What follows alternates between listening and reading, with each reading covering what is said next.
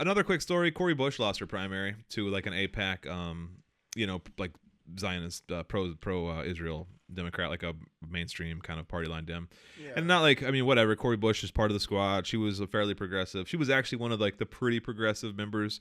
Like she wasn't like as based as Rashida Tlaib, but she was pretty cool.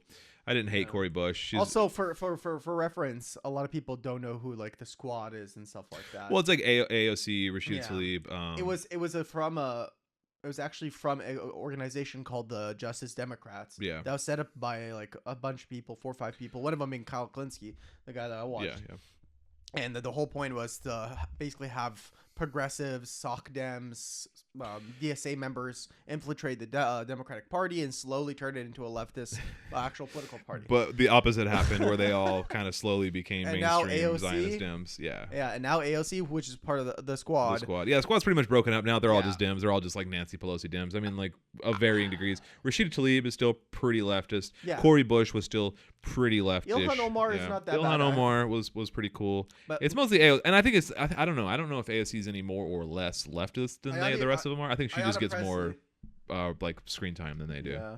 Oh, who else were you saying? Ayanna Pressley. Yeah. But AOC, honestly, originally to me, AOC was a fucking fed. Like, she thinks she's just a plant. Could have been.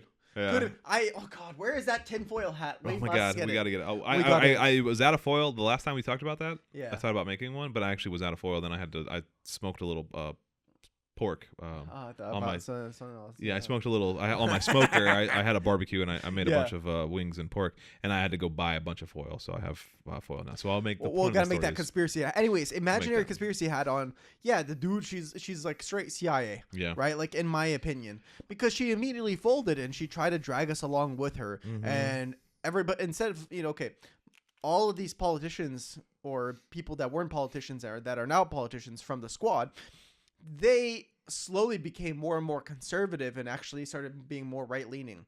Not that they are right-leaning, but you get my point. They started sucking up to Nancy Pelosi. Yeah, like the major portion of leftists actually went from SOC Dems, democratic socialists to fucking commies or like real like hardcore socialists.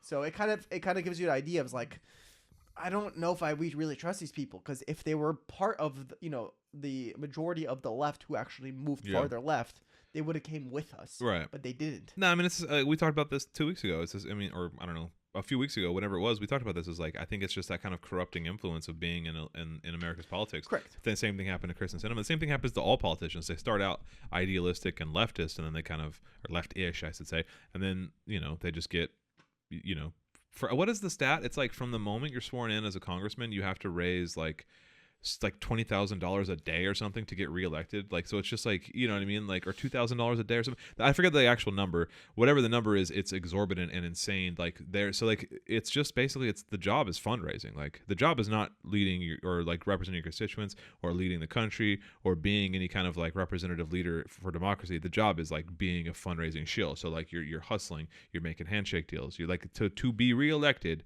every 2 years, you have to raise just an insane amount of money. So like, and that's just the reality of like our pay for play elections. It's not necessarily their fault. It's like this, Citizens United, like unlimited amount of money that campaigns can garner. But that's a whole separate conversation. So the point is that all politicians they succumb to it. And I think that's a large part of it, is because like, if you want to remain a politician, you need money. And if you want the most money, you have to compromise, and I think you compromise your ideals and you compromise your values over time. Yeah, I mean, there's certain ways that we could like kind of edge that mindset out of politics by I don't know, ranked choice voting. There's a lot of ways. I mean, like I think the biggest way is to just like overturn Citizens United and like 100%. I mean that's but realistically. Yeah. Well, yeah. I mean that's not going to happen under the current Supreme Court. I think Maine has ranked choice voting.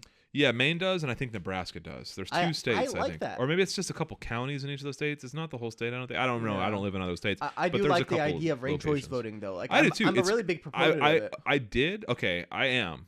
Let me just preface that. I am a proponent of ranked choice voting. However, there are huge flaws in ranked choice voting. And like you could end up with, because of the way like the voting calculations and like second choices work, you can end up with somebody that you really don't want. Like, I don't know. It doesn't like, we don't need to go into like the math of it, but like there's Yeah. just, I did ranked choice voting when I was a student government teacher, and like I had like our student body government chosen by ranked choice because I was like, oh, I wanted to do that because I could make the rules and I wanted to see it in action, and it was just more convoluted, and I can see how it's much more difficult with a country of like 330 million people. That'd be very difficult, but it would be, district by district. But overall, Yeah. I think the way we do it isn't good. Yeah. So like I'll take anything. My whole point with it is the Democrats cannot say anymore that you're giving away your vote Sure. to Trump or whatever. If there's ranked choice voting, if my first doesn't go in, my second would be, I don't know, fucking the Green Party. If the I Green guess Party Jill doesn't go Stein, through, yeah. So That'd be Claudia I'm Carino, always gonna then Jill put, like, Stein. Kamala Harris over Trump. you Yeah, know? yeah, So yeah. eventually, if none of the people that I want go through, Yeah. they eventually goes to Kamala Harris. But my thought is, would you rank Harris and Trump, or would you just leave it blank after Jill Stein? I think it automatically has to. It has to? Okay. You have to put Trump as the last one. Okay. But if that Yeah, makes yeah. any sense. I see what you're saying. Yeah, yeah. I don't know. I think that that's something to explore. I think anything is something to explore other than the electoral system we have Correct. for our national elections, at least. Local elections are a Correct. different story. Anyway, that's the Cori Bush. There's not a whole lot to say there. It's just kind of a bummer that the Democrat. It just speaks to this wider problem of the Democratic Party in general, just creeping to the right, just creeping more and more towards a pro-Israel like conservative standpoint. So Correct. anyway.